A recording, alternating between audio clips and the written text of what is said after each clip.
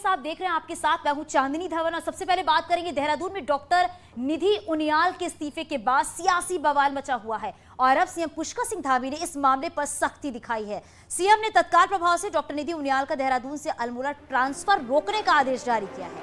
साथ ही सीएम के निर्देश पर मुख्य सचिव ने एक जांच कमेटी का भी गठन किया है और इस पूरे मामले की जांच शुरू हो गई है। अपर मुख्य सचिव मनीषा पवार को मामले की जांच का जिम्मा भी दिया गया है और जांच के बाद कड़ी से कड़ी कार्रवाई का भरोसा दिया गया है। आज सुबह इसी मामले को लेकर स्वास्थ्य मंत्री धन सिंह रावत ने सीएम पुष्कर सिंह धामी से मुलाकात की थी, जिसके बाद ये बड़ा एक्शन लिया गया है। डॉक्टर निधि के स्वास्थ्य सचिव पंकज पांडे की पत्नी के अभद्रता करने का आरोप लगा था, जिसके बाद डॉक्टर निधि का ट्रांसफर अल्मोड़ा किया गया और डॉक्टर उनियाल ने इस्तीफा दे दिया। आपको बता दें कि स्वास्थ्य सचिव डॉक्टर पंकज पांडे के ऊपर NH 74 घोटाले के आरोप भी लगे थे, उनको निलंबित भी किया गया था। हालांकि बाद में उन्हें बहाल कर दिया गया।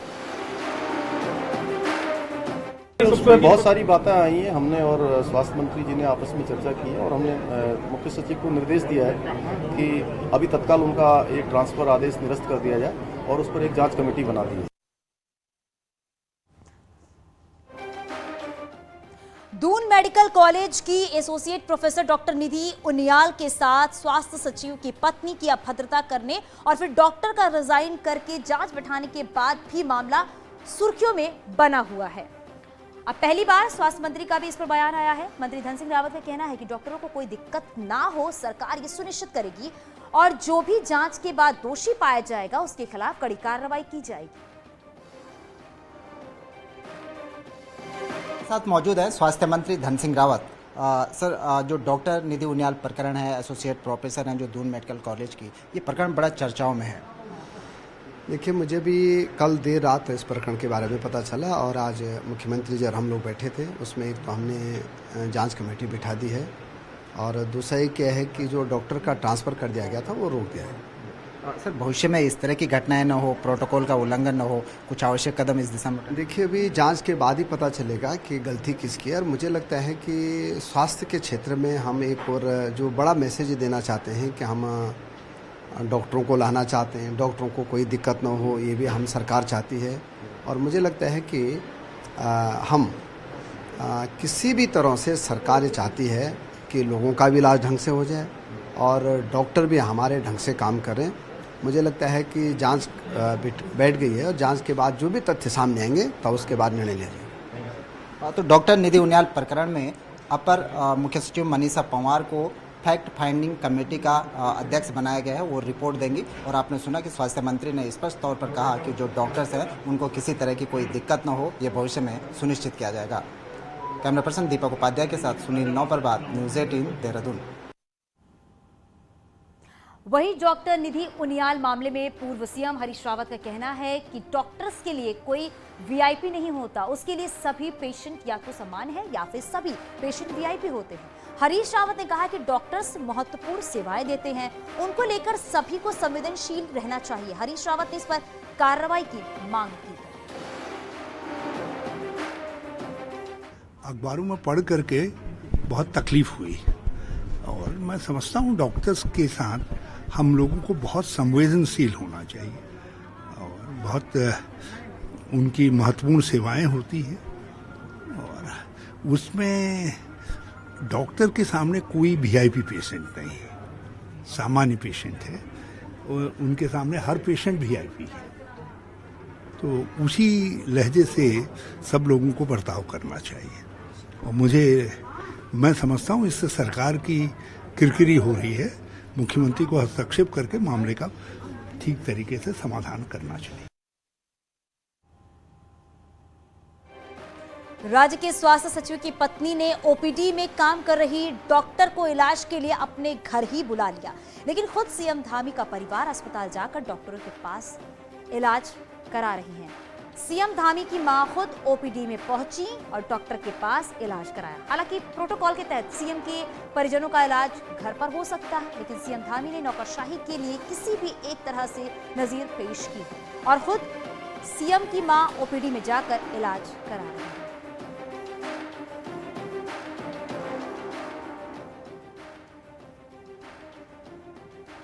दूसरी बार सीएम बने पुष्कर सिंह धामी आज चंपावत के बनबसा पहुंचे और यहां सीएम का जोरदार स्वागत हुआ।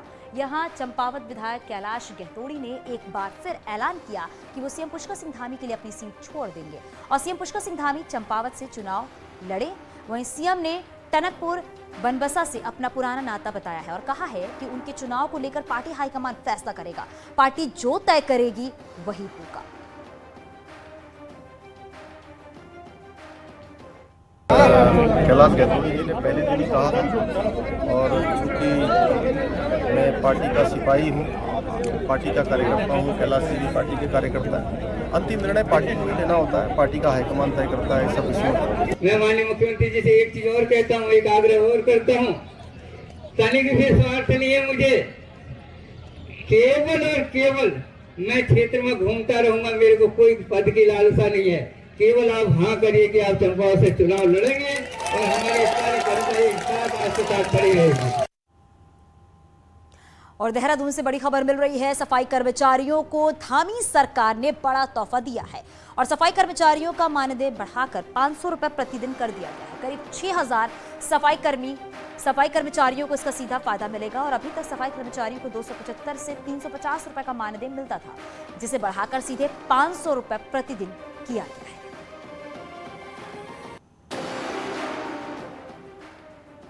कला वर्ग की एलटी भर्ती पर लगी रोक को हाईकोर्ट ने आज हटा दिया है। हाईकोर्ट ने भर्ती के खिलाफ दायर सभी याचिकाओं को खारिज कर दिया है और हाईकोर्ट ने अब 1431 पदों पर एलटी भर्ती के लिए रास्ता साफ कर दिया है और इससे पहले कला वर्ग में एलटी के लिए बीएड की बाध्यता को खत्म कर दिया गया था, जिसके बाद कुछ अभ्यर्थी कोर्ट पहुंचे थे और कोर्ट ने भर्ती पर रोक लगाई थी, लेकिन अब कोर्ट ने भर्ती पर लगी रोक को हटा दिया है, जिससे जल्द ही नई भर्ती हो सकेगी।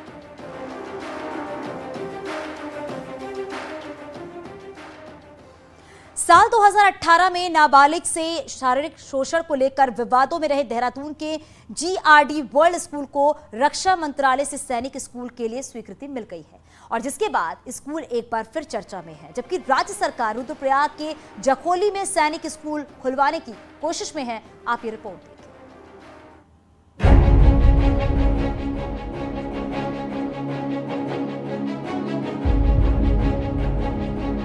रक्षा मंत्रालय ने देश भर में 21 नए सैनिक स्कूल खोलने की मंजूरी 2022-23 सेशन से दे दी है, जिसमें राज्य सरकार प्राइवेट स्कूल या एनजीओ के साथ पीपीपी मोड में चलाया जाएगा। उत्तराखंड में देहरादून के भाऊवाला स्थित जीआरडी वर्ल्ड स्कूल को सैनिक स्कूल के लिए सेलेक्ट किया गया है। इसके बाद उत्तराखंड पेरेंट एसोसिएशन ने सवाल उठाने शुरू कर दिए हैं। बड़े आश्चर्य की बात है कि ये वो स्कूल है जो एक समय पे बहुत ही विवादित रहा। वहाँ पे बच्चियों का शोषण हुआ है और उसके बाद भी बहुत सारी न्यूज़ ऐसे आई हैं। 1 साल के लिए उनकी मान्यता रद्द भी करी गई है।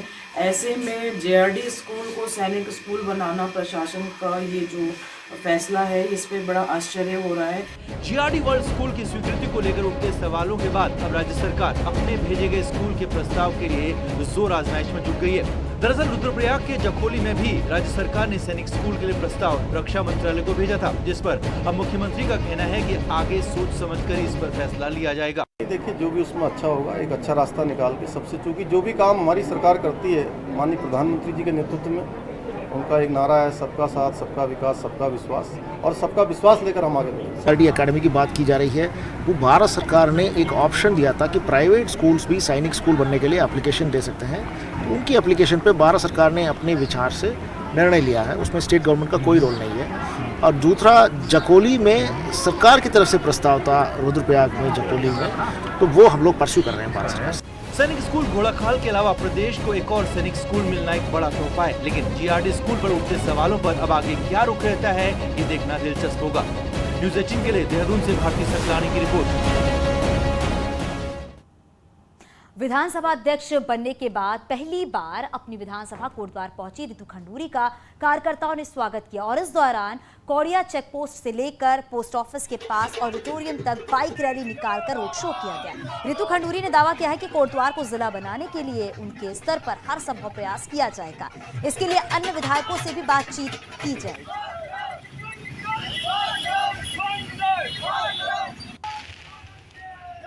ये आवश्यक है।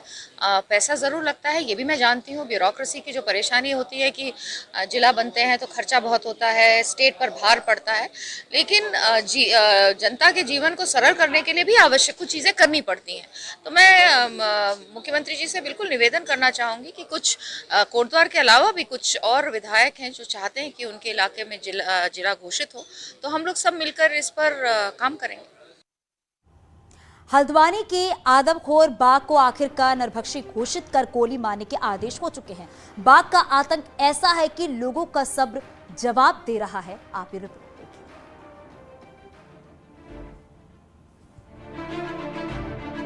एक के बाद एक बाघ के 5 हमलों से कुमाऊं के सबसे बड़े शहर हल्द्वानी के आसपास लोग सहमे हुए हैं।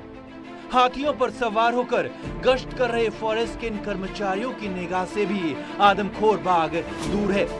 अब तो इस बाघ को मारने के आदेश भी हो चुके हैं, लेकिन इस सब के बीच बाघ एक के बाद एक इंसानों को अपनाने वाला बना रहा है। इसीलिए हल्द्वानी विधायक सुमित हृदयेश का गुस्सा फॉरेस्ट टीम पर फूट पड़ा। अब अगर कोई और वारदात हुई तो इस शहर में कानून व्यवस्था बिगड़ेगी। आप लोग जिम्मेदार होंगे उसके, आप सब जिम्मेदार होंगे। एक यहाँ पे एक केले का पत्ता काट दे कोई तो फॉरेस्ट वाले आके ऐसे तंग करते हैं उसे, ऐसा परेशान करते हैं। इतनी मौतें हो गई यहाँ पे।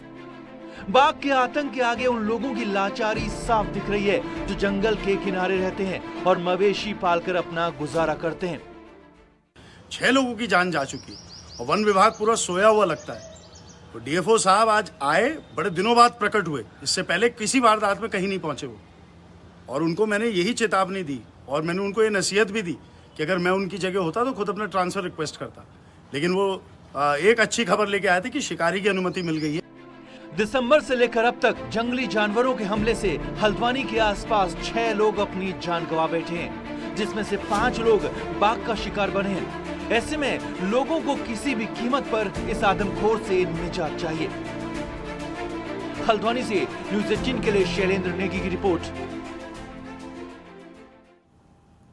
टिहरी के भिलंगना क्षेत्र में इन दिनों गुलदार की दहशत बनी हुई है और शाम होते ही लोग घरों में कैद हो जा रहे हैं। गुलदार ने 30 मार्च को एक महिला पर हमला कर दिया था, जिससे महिला गंभीर रूप से घायल हो गई। वहीं क्षेत्र में फिर से गुलदार देखे जाने से लोग अब डर के साए में जीने को मजबूर है। वन विभाग टीम बनाकर इलाके में गश्त कर रहा है और लोगों को भी अंधेरे में घर से बाहर निकलने के लिए मना किया गया है।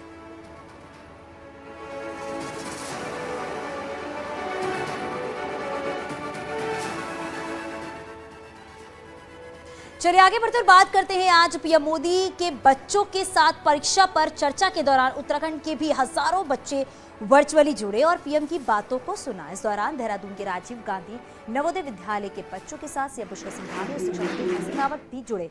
इस दौरान सीएम धामी ने बच्चों को संबोधित भी किया और अपने अनुभव बच्चों के साथ साझा किए। सीएम ने कहा, परीक्षा के दौरान मुझे भी डर लगता था। अब सभी लोग इस डर के सकारात्मक रूप से उपयोग करें, डर को सकारात्मक रूप मिले, सीएम धामी ने कहा। गर्मी नहीं लग रही है? चलिए, डर लग रहा है? अभी प्रधानमंत्री जी ने बताया था ना, आप लोगों ने, सब लोगों ने ध्यान से सुना प्रधानमंत्री जी की स्पीच? चलिए, देखिए, डर सबको लगता है और अच्छी बात है डर लगना भी। और बचपन में हम जब छोटे थे तो मुझे भी डर लगता था। हमारे शिक्षा मंत्री जी बैठे धन सिंह रावत जी, इनको भी डर लगता होगा। और हमारे सचिव साहब IAS है, देखिए मीनाक्षी सुंदरम जी, इनको भी डर लगता होगा। क्यों मीनाक्षी लगता ही नहीं? सबको डर लगता है। अच्छी बात है, हमको उस डर का जो है सकारात्मक रूप से उपयोग करना चाहिए। कांग्रेस में हार को लेकर आपस में ही जूतम पैजार जारी है और हरीश रावत गुट के हार के लिए देवेंद्र यादव को जिम्मेदार ठहराया गया। तो अब प्रीतम गुट प्रभारी के बचाव में आया है। रामनगर से चुनाव हारे महेंद्र पाल का कहना है कि हार के लिए पूरी कांग्रेस जिम्मेदार है। महेंद्र पाल ने कहा है कि पार्टी में अहम की लड़ाई होती रही है और मुस्लिम यूनिवर्सिटी का मुद्दा भी हार की वजह बनी। अरे हम सब कांग्रेसी जिम्मेदार हैं, हार गए तो अब क्या, उसमें जिनको टिकट मिला वो जीत नहीं सके और पार्टी जो लड़ा रही थी नहीं जीता सकी। अंतर्कल तो भी कारण होती है राजनीति की। बहरहाल हम अपने विरोधाभास की वजह से हार गए।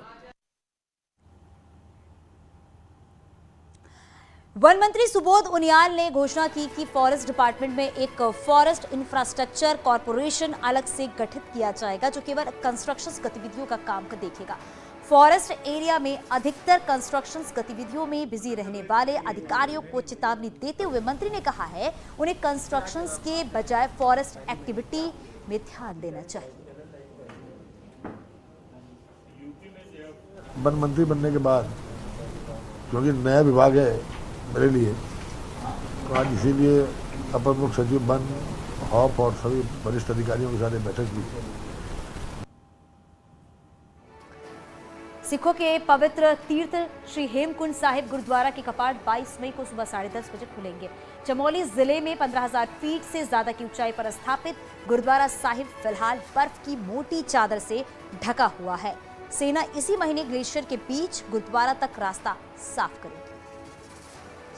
गुरुद्वारा श्री हेमकुंड साहिब मैनेजमेंट ट्रस्ट ने भारतीय सेना और अपने दल के निरीक्षण के पश्चात उत्तराखंड प्रशासन से विचार विमर्श करके निर्णय लिया है कि इस वर्ष श्री हेमकुंड साहिब जी के कपाट 22 मई दिन रविवार को प्रातः 10:30 बजे खोल दिए जाएंगे।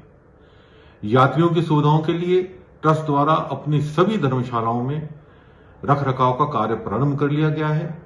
भारतीय सेना दूसरे सप्ताह में अप्रैल के अपना बर्फ कटान का कार्य प्रारंभ कर देगी। स्थानीय नागरिक, प्रशासन एवं गुरुद्वारा ट्रस्ट के सभी ट्रस्टी व सेवादार श्री हेमकुंड साहिब यात्रा को सुगम बनाने के हेतु पूर्ण रूप से तत्पर है। स्नो लेपर्ड के लिए फेमस गंगोत्री नेशनल पार्क आज देश विदेश के पर्यटकों के लिए खोल दिया गया है। गंगोत्री नेशनल पार्क उप निदेशक रंगनाथ पांडे ने कनखू गेट का ताला खोलकर गंगोत्री नेशनल पार्क को गौमुख तक पर्यटकों के लिए खोल दिया गया है। अब पर्यटक नवंबर तक पार्क की सैर कर सकेंगे और इस बार पार्क प्रशासन को उम्मीद है कि कोविड के बाद लोगों की संख्या में इजाफा होगा।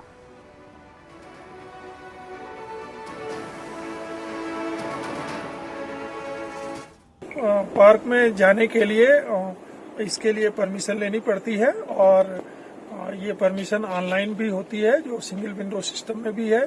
साथ में ये ऑफलाइन है जिसे हमारे कार्यालय से प्राप्त किया जा सकता है। अगर कोई पर्यटक सीधे यहाँ कनखू बैरियर पर भी आ जाता है तो उसको भी प्रवेश की अनुमति दे दी जाती है। पंतनगर की इंदिरा कॉलोनी में अज्ञात कारणों से मजदूरों की झोपड़ियों में आग लग गई है और देखते ही देखते आग ने विकराल रूप धारण कर लिया है, जिसके बाद वहां अफरा तफरी का माहौल हो गया। मजदूरों ने पानी डालकर आग बुझाने की कोशिश की। सूचना मिलने पर सिडकुल और रुद्रपुर से पहुंची दमकल की 3 गाड़ियों ने 2 घंटे की मशक्कत के बाद किसी तरह आग पर काबू पाया, लेकिन तब तक आग में 13 झोपड़ियों में रखा लाखों का सामान जलकर खाक हो गया।